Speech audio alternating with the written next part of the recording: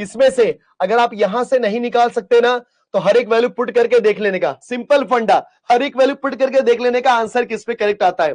But मैं यहां पे क्या करूंगा, ध्यान दो, पी और negation of Q and R दिया गया है, which is equal to false, बराबर है बच्चों, which is equal to false. अब आपको पता है कि ये बीच में क्या है, देखो कितने स्टेटमेंट है सर, दो, फर्स्ट और ये पूरा सेकंड।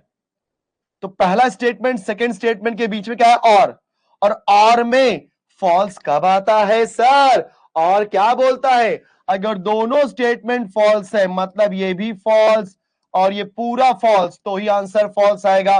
सही है, तो यहां से मुझे क्या समझा कि सर पी की वैल्यू फॉल्स है। अब बोलो, पहला स्टेटमेंट पी है, दूसरा क्यू, तीसरा आर है, तो पी की वैल्यू फॉल्स यहां पर है, इधर नहीं है, इधर है और इधर है, मतलब बी एलिमिनेट हो गया। देखो मुझे समझा रहा एकदम बढ़िया तरीके से, बी आपका निकल चुका है, बाहर चला गया दोस्तों।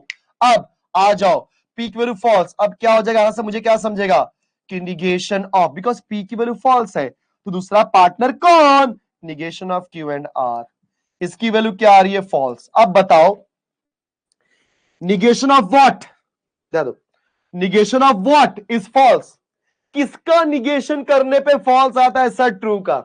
अगर निगेशन ऑफ ट्रू करोगे तो ही तो आंसर फॉल्स आएगा सर, निगेशन ऑफ ट्रू किया तो ही तो आंसर फॉल्स आएगा।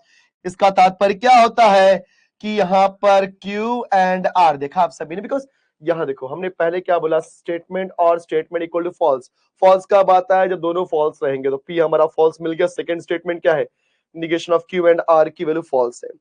अब इसकी वैल्यू फॉल्स कब आएगी, जब निगेशन ऑफ ट्रू होगा, मतलब ये क्या होना चाहिए दोस्तों, ट्रू, तो निगेशन ऑफ ट्रू होता है false, that means Q and R की वैल्यू मुझे क्या मिली, ट्रू।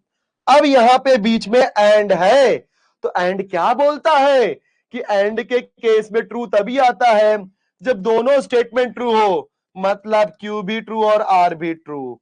तो देखा, एफ टी टी है क्या, नहीं। एफ टी टी है क्या, यस। एफ टी टी नहीं है, देखा, सी इज द करेक्ट आंसर।